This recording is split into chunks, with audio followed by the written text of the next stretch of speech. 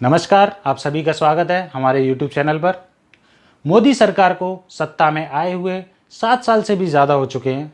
इस दौरान जनता ने कई उतार चढ़ाव देखे। जनता ने वहीं राम मंदिर, 370 और ट्रिपल तलाक जैसे मुद्दों पर सौगात पाई, तो वहीं जीएसटी, नोटबंदी, तालाबंदी जैसे गलत फैसलों को भी झेला।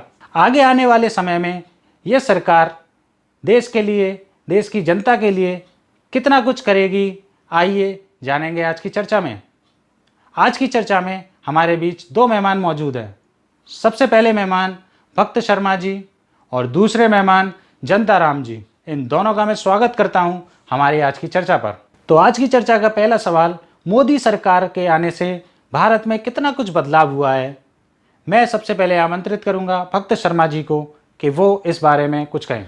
जी नमस्कार दीपक जी। भाई हम तो बहुत खुश हैं मोदी जी के कार्यकाल से। 7 साल में मोदी जी ने वो करके दिखाया है जो कोई सरकार ना कर पाए। वरना 2013 से पहले कांग्रेस की सरकार सिर्फ घोटालों की सरकार हुआ करती थी।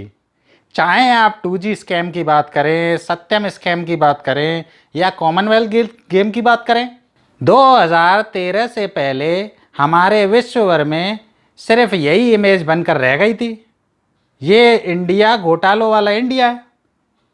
और इसीलिए एफडीआई कोई भी इन्वेस्टमेंट करने के लिए तैयार नहीं होता था। मगर मोदी जी के आने से पूरे विश्व में भारत देश की छवि सुधरी है और हम विश्व गुरु बनने के कगार पर हैं। इसीलिए हम कह रहे हैं कि हमें विश्व गुरु बनने से कोई नहीं रोक सकता मोदी जी के नेतृत्व में। और महंगाई, बेरोजगारी, पेट्रोल की बढ़ती हुई कीमतें और छात्र आंदोलन, किसान आंदोलन के बारे में आपका क्या कहना है। 2013 में जो सरकार पेट्रोल की कीमतों पर धरना प्रदर्शन करती थी, केवल मात्र 80 रुपये हो जाने पर आज पेट्रोल की कीमत 100 के पार है। इस बारे में आपका क्या कहना है शर्मा जी। जी, एक एक करके मैं आपके सवालों का जवाब देने की कोशिश करूंगा। सबसे पहले बात करेंगे आंदोलन की। तो चाहे किसान आंदोलन हो, चाहे छात्र आंदोलन हो, इन सब में आपको एक चीज़ कॉमन मिलेगी, वो है आंदोलन जीवी। प्रधानमंत्री नरेंद्र मोदी जी ने भी कहा पार्लियामेंट में कि आंदोलन जीवी की तादाद बढ़ती जा रही है और ये अपोजिशन वाले सिर्फ और सिर्फ कुछ नहीं करते, धरना दे देंगे, आंदोलन दे देंगे। अब बात करते हैं पेट्रोल की कीमतों की। तो पेट्रोल की कीमतों का जो पैसा जा रहा है सरकार के खाते में, वो इंडिया के डेवलपमेंट के लिए लग रहा है। भाई अब मुझे तो एक ही बात कहनी पड़ेगी जी, हमने शेर पाला है तो भाई खर्चे तो पालने ही पड़ेंगे, उसके खर्चे तो झेलो भाई। शेर का हर कोई खर्चा थोड़ी झेल पाएगा। और रही बात दूसरी हमारी हेल्थ व्यवस्था की, तो सरकार इस पर काम कर रही है और ये अपोजिशन वाले गलत न्यूज़ सर्कुलेट करके सरकार को बदनाम करने का काम कर रहे हैं और कुछ नहीं है। लेकिन आपको मैं बता देता हूँ, भारत देश विश्व गुरु बनकर ही रहेगा मोदी जी के नेतृत्व में। और हमें गर्व है हमारे प्रधानमंत्री पर, जो 18-18 घंटे काम करते हैं देश के विकास के लिए। कैसी बातें कर रहे हैं आप।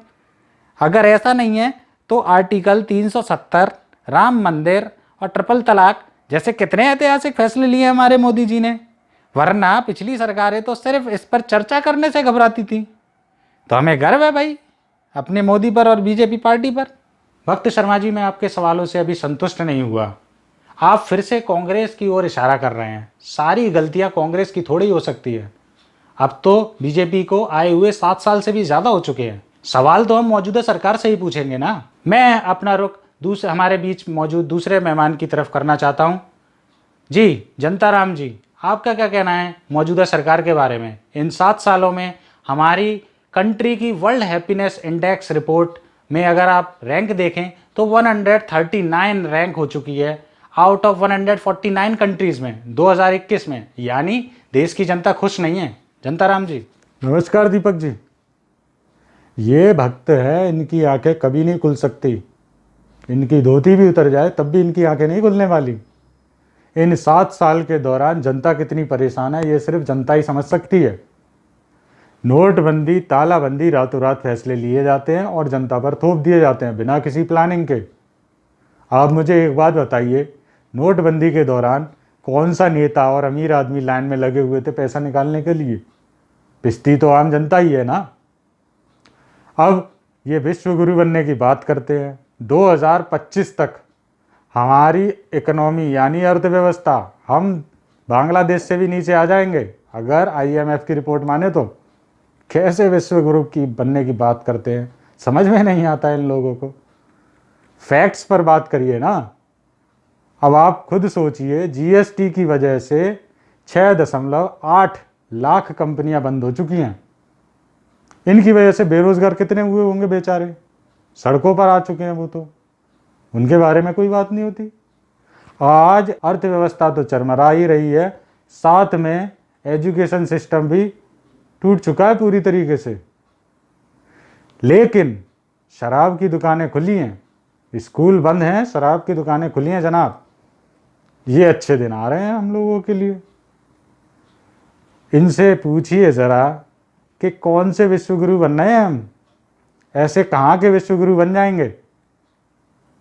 भाई जनता को माफ़ करिए और उनको जिंदा रहने की दौड़ में ही जितवा दीजिए, बहुत बड़ी बात होगी। जनता तो बेचारी जिंदा रहने की दौड़ में ही लगी हुई है। पहले कोरोना, फिर उसकी दूसरी लहर, फिर ब्लैक फंगस, वाइट फंगस, कभी समुद्री तूफान, सरकार की तरफ से कोई मदद मिलती नहीं। बेचारा फिर इन सब में कोई इंसान बच भी जाए तो फिर बेरोजगारी, भुखमरी। वो तो जिंदा रहने के लिए ही स्ट्रगल कर रहा है। और ये सारी बातें आपको मीडिया में बिल्कुल नहीं मिलेंगी, क्योंकि उनको TRP नहीं मिलती है साहब। हिंदुस्तान पाकिस्तान, हिंदू या मुस्लिम करने से TRP मिलती है। जनता से उनका कोई लेना देना नहीं है। गलती से 1-2 मीडिया चैनल दिखा भी देते हैं तो उनके चैनल को बंद कर दिया जाता है या उन्हें जेल भेज दिया जाता है। जनता सिर्फ और सिर्फ इन सभी राजनीतिक पार्टियों के लिए वोट बैंक है, और उसके बाद ये सिर्फ आंकड़े बनकर ही रह जाते हैं इनके लिए। देखिए, लोगों को मरने का, जो लोगों के मरने का दुख है वो सब हर किसी को है, किसको नहीं है। हमारे मोदी जी को भी है, तभी तो वो संबोधन करते समय रो दिए थे। लेकिन सरकार अब कोरोना महामारी के खिलाफ टीका अभियान चला रही है और हमें यकीन है हम जरूर कामयाब होंगे इस मुहिम को छेड़कर। अरे भक्त जी, अब तो सुधर जाइए। टीका अभियान की असलियत हमसे ना खुलवाइए। बंद करिए किसी सरकार को सपोर्ट करना। आपकी आंखें कब खुलेंगी? जब कोई अपना आपके सामने दम तोड़ेगा तब। गलतियों पे पर्दा नहीं, उसके खिलाफ आवाज़ उठाना सीखिए। हमारे संविधान में हमें ये हक दिया है गलतियों के खिलाफ आवाज़ उठाते रहना, और हम तो उठाते रहेंगे जब तक संविधान जिंदा है। वक्त की कमी होने के कारण हमें इस चर्चा को यहीं पर रोकना पड़ेगा, यहीं विराम देना पड़ेगा। मैं हमारे बीच आए दोनों मेहमानों का धन्यवाद करता हूं कि उन्होंने स्पष्ट रूप से अपनी बातें हम तक पहुंचाने की कोशिश की। धन्यवाद। जी दीपक जी, बहुत बहुत धन्यवाद। अंत में एक ही बात कहूँगा, आएगा तो मोदी ही, चाहे कुछ भी हो जाए। धन्यवाद। जी दीपक जी, धन्यवाद बहुत बहुत। आपने आम जनता को मौका दिया बोलने का, अपनी बात रखने का, वरना आजकल कोई देता ही नहीं। आज की इस चर्चा से हमें ये ज़रूर पता चला कि सरकारें चाहे कोई भी हो, पिसती आम जनता ही है। सरकारें अगर अच्छा फैसला ले लेती है तो उसकी कामयाबी का एडवर्टीजमेंट करने में कोई कसर नहीं छोड़ती, वहीं गलत फैसलों पर चुप्पी साधे रहती है।